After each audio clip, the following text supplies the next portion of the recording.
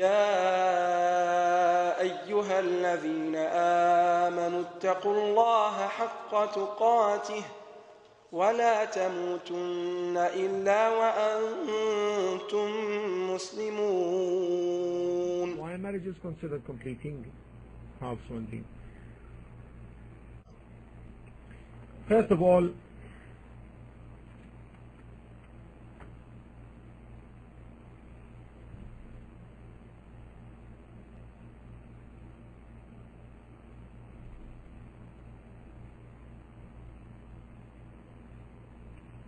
let's examine the saying of Allah subhanahu wa ta'ala in Surah Al-Baqarah, verse 187.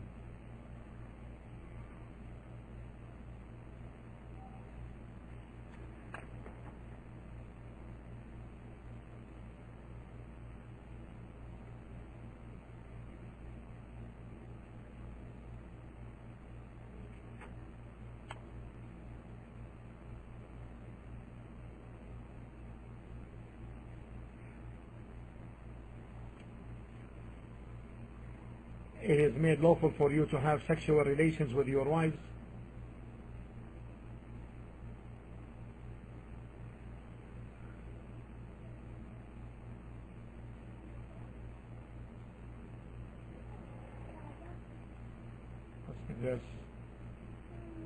they are libas, body cover or screen, or second, you enjoy the pleasure of living with her for you, and you are the same for them.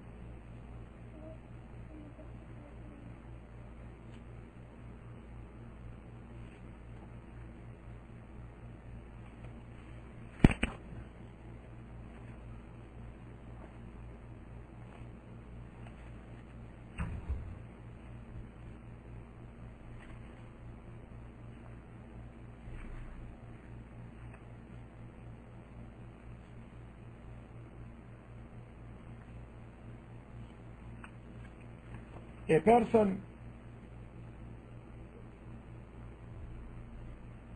worships Allah subhanahu wa ta'ala as an individual.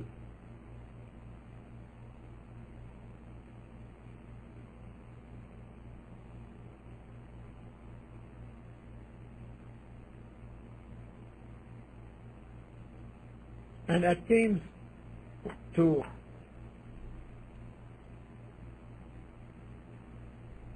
fulfill what Allah subhanahu wa ta'ala gave him.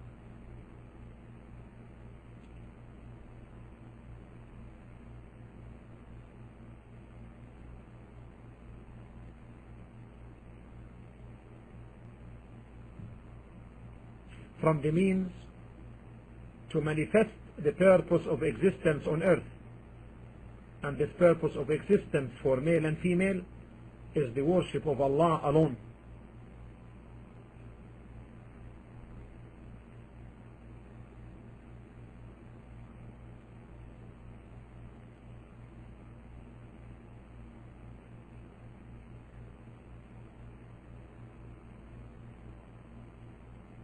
And through the natural need for both, there is an interaction that mirrors both in each other in terms of support regarding the purpose of existence and in terms of support to safeguard from falling into evil.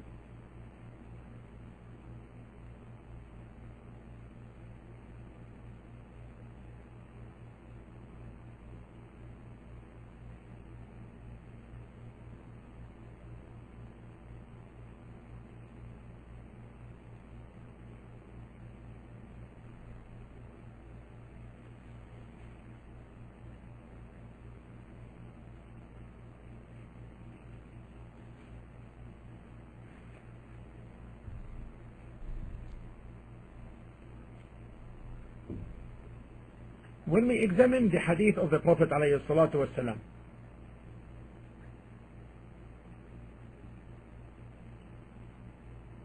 O youth, who is other from you able,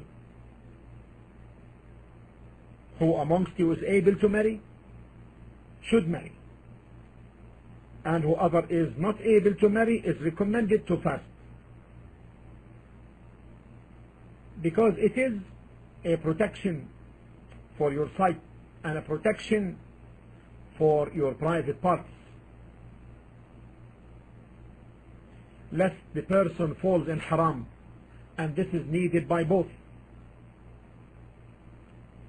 and this is a completion from both parts to each other.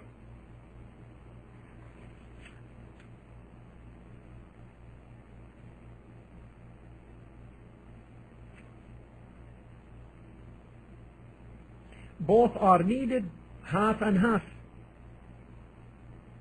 in order to get the lawful enjoyment, and thus protection from falling into sin, and therefore protection from for the deen for each part.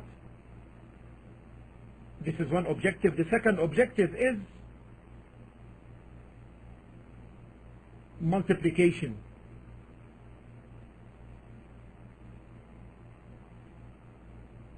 Something beloved in Islam.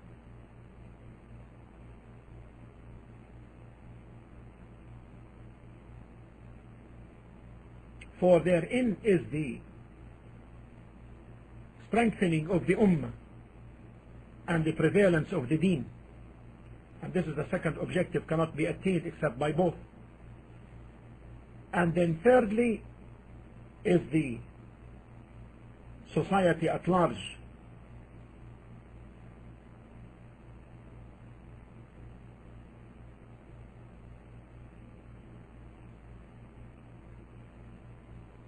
Righteous families, good society,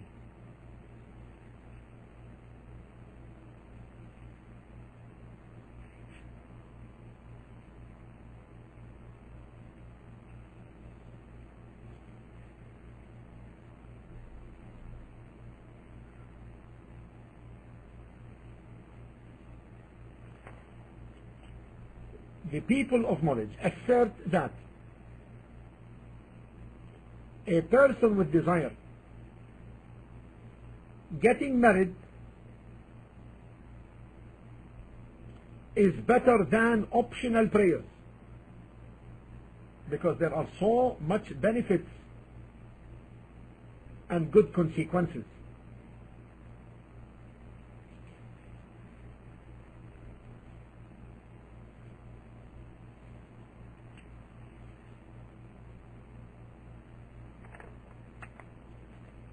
If he becomes negligent, she can complete him by reminder, and vice versa.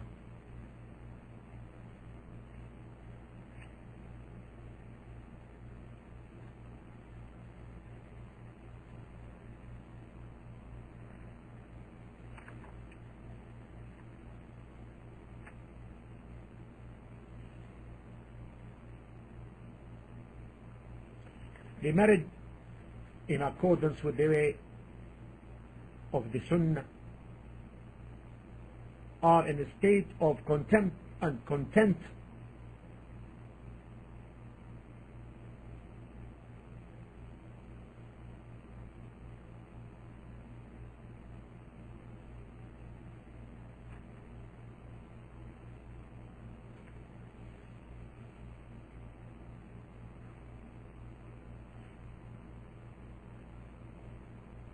We are talking about the overall situation.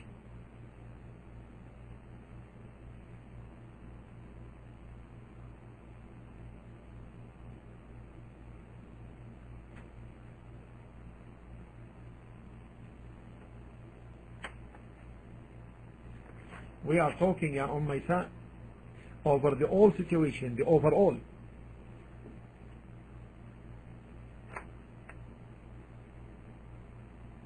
A marriage that brings people away from Allah should be checked from the beginning. How did it start? Did it start on the way of the Sunnah in terms of the choice?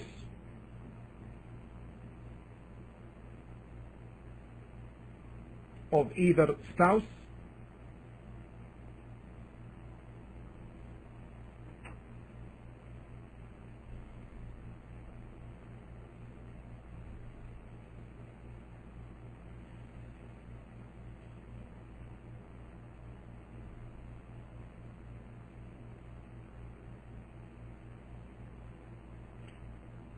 most often those who don't get married, yet they are able, often think of zina, of haram relations, or haram means.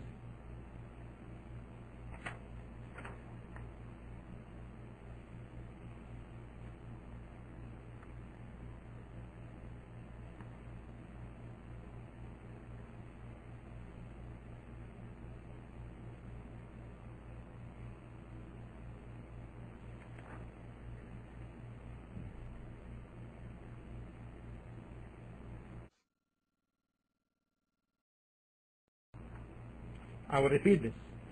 That's why, Sister Umaysa, Islam religion, because it brought solutions in cases where marriage does not work out, lest harm may be inflicted on either party.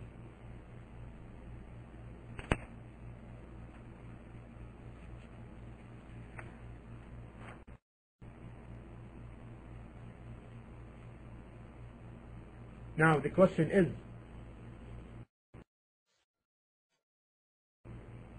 marriage an obligation or a sunnah? This is a matter of dispute between the ulama, between the scholars. Some of the scholars went to the opinion that a nikah or marriage is wajib, is an obligation. And they stated as evidence that it is from the way of the messengers, as Allah subhanahu wa ta'ala stated in Surah Al-Ra'd in chapter 13 verse 38.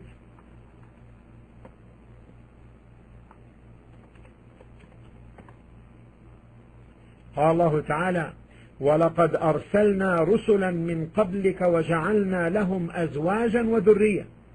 And indeed we sent messengers before you and made for them wives and offspring. And they said, because of the command of the Prophet, O youth, whoever is able, let him get married. So that this is a command, they said, and the command necessitates obligation.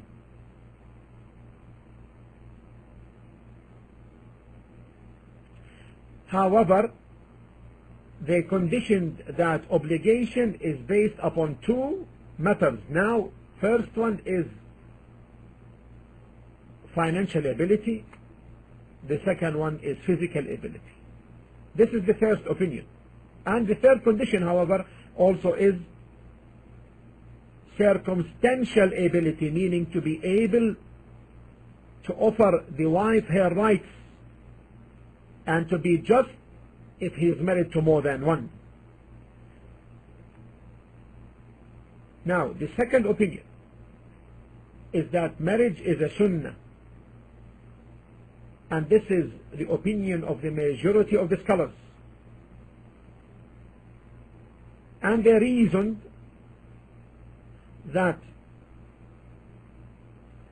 the ayah cited by the other scholars on the other opinion, and indeed we sent messengers before you and made for them wives and offspring, they said this ayah, there is no dalil, there is no evidence in it on obligation. Rather, this is a clarification that this is from the way of the prophets, indicating istihbab, recommendation, not obligation. The second thing they said, in the command of the Prophet for the youth to get married,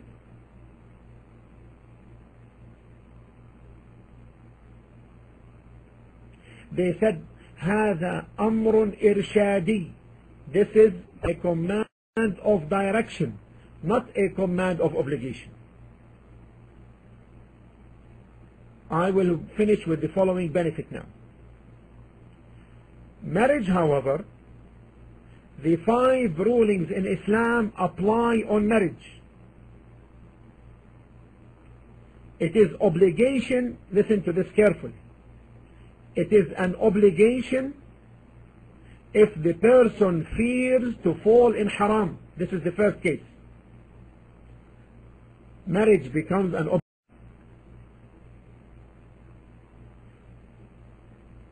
Second, So this becomes an obligation. Second, marriage is unlawful under certain circumstances. In the land where there is war, fearing for his family, and in the case if he marries another one and unable to be just, then it is forbidden. The third matter is marriage is disliked for the poor who has no shahwa, no lust, because also this person will burden himself with poverty. Fourth, marriage is mubah, allowable for the person who has no lust, and it is recommendable if he intends to protect a woman, in this case by marrying her. So if he doesn't have desires for marriage or sexual desires, then in this case it is allowable for him, and it may be recommendable if he marries in order to protect a woman. Fifthly, it is a sunnah for the person who has desires and is able to carry the marriage, and this is in accordance with the majority of the scholars, the opinion of the majority of the scholars. I hope in this little explanation there is benefit, inshallah.